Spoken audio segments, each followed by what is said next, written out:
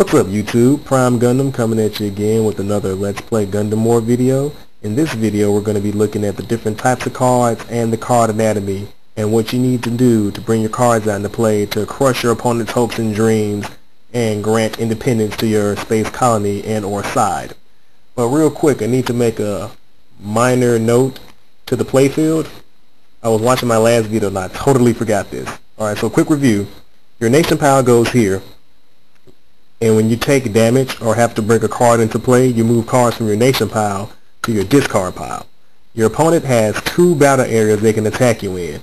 Earth on the left, space on the right. Earth on the left, space on the right.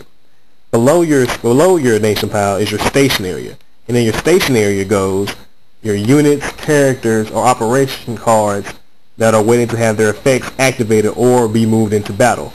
Below your station area is your generator station area. That's where your generator cards go so you can play the cards. Next to the station area, where the generators go, is the field called the hangar. The hangar is an important tactical part of the game. It allows you to place cards face up and play them as if they were in from your hand. But that also lets your opponent know what cards you have down there. They can see that. That's public knowledge. But it's a good tactic to when you draw like a really bad hand, you just place your hand in the station area, the hangar area, and then you readjust your hand back to 6. And it's really tactical based. I don't recommend doing it a lot because it will cost you games. If you saw one of the videos, it did cost me the game because in one video, I put my hand in the hangar area and redrew 6, hoping to draw, better, but I didn't. I should have just took a mulligan. And in Gundam War, you're all allowed a mulligan. You show your opponent your hand if you have no generator cards, and you're allowed to take those cards, shuffle them back to your nation pile, and draw a new 6-card hand. However, if you're not satisfied with your hand still, even if you have a generator, you can do another mulligan, but this time you don't show your opponent your hand, and you take less. That means you take 1 card less. So if I do a mulligan once, I don't have no generators, I show it to my opponent, I draw my 6 cards. If I don't like this hand, I can shuffle that back and draw a 5-card hand. If I don't like that hand, I can shuffle it back and draw a 4-card hand. You can do this down to a 1-card hand, but again, that's why the hangar area is there. It allows for a little more strategy and tactics in how you adjust and play your hand. And again, next to the hangar area is the junkyard, and that's where your used cards going to play. Alright, so let's take a real good look at the card anatomy and how you play your cards. We're going to be looking at the first card type, and that is a unit card. And units are, for all intents and purposes, your creatures in the game. This is what you play mostly to win and deal damage to your opponent. Now, I don't know if my camera is really fuzzy here on my end, but at the top here there are three numbers. One is colored, one is grayed in, and another is a number in a circle. Now what does that mean? Okay. The first number is the total number of that card's color generators you have to have in the play. That means if I want to play the new Gundam, I have to have at least 2 blue generators. Next to that is the total numbers of generators I have to have them play to bring out their card. That means in addition to my at least 2 blue generators, I have to have, and in total, 6 generators in play to play this card. So that means to play the new Gundam, I have to have 2 blues and an overall total of 6 in all in order to play it. The number in the circle is the card cost. The number in the circle is the card cost. Sorry about that. That is the number of cards I have to move from my nation pile to the discard pile in order to bring this card into play. Alright, down here you see we have the card name, New Gundam, and below that is some flavor text, and some cards will have effects below their name and flavor text. And we have where this card can move to battle. As you see, it has an E and an SP, Earth and Space. That means it can move to both battle areas to battle and damage your opponent's nation pile. Next to that, we have another set. We have 3 more numbers. That's striking, shooting, and defense. Striking is the number of attack points the card has. Shooting is the number of points it adds when it attacks in a squad, and defense is how much defense points this card has if it can when it receives damage. I'll talk more about the attack, about the shooting, striking, and defense points when I talk about moving your units into squads to attack your opponent during a Let's Play Gundam War battle video. Alright? Now, I remember I said in the previous video about we can only play one unit per turn.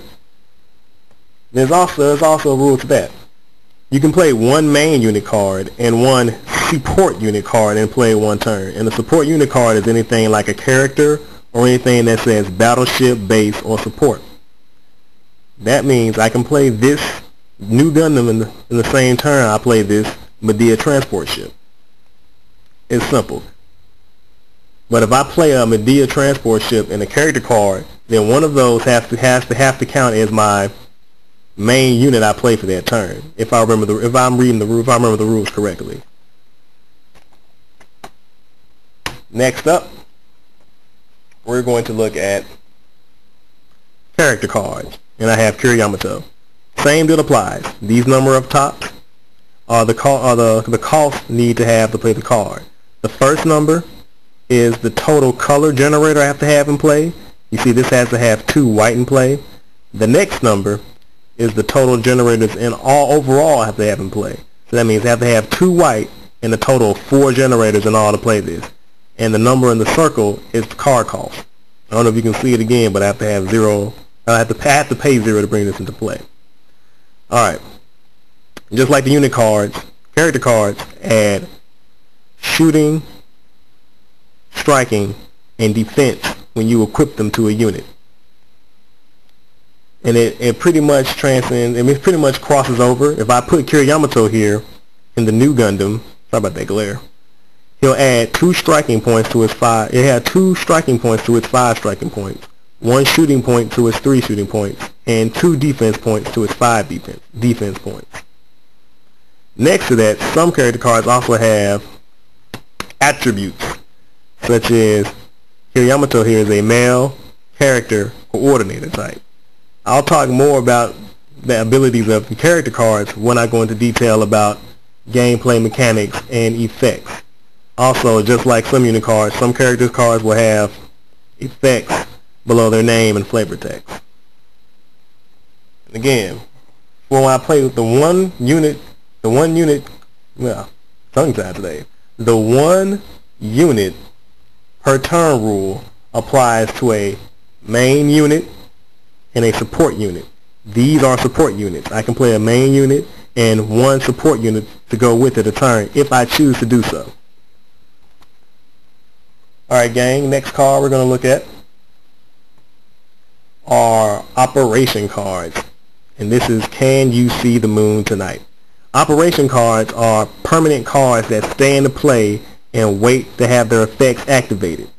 Below the flavor text and the name of the card, there's a phrase or word in parentheses that you have to look to see when you can activate this card's effect. I don't know if again you can see the glare and the haze on my camera. This card has battle phase in parentheses, which means this card's effect can only be activated during the battle phase. And sometimes next to the parentheses there will be greater than or less than signs with numbers in between them.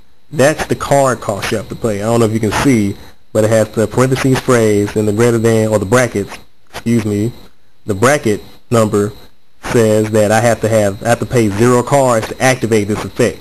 Now some operation cards will require you to pay a card cost to activate their effects. Others will require you to roll them to activate their card effects. You just have to read the card to know when and how to activate the effect. Next card we're going to look at are command cards. And command cards are one of the cards that have the unlimited rule. That means as long as I can fulfill the requirement to play a command card, I can play as many of them as I can, as long as the card designates that I can. And the same rules apply with bringing the card into play with the total generators, color generators, and card cost to bring it into play.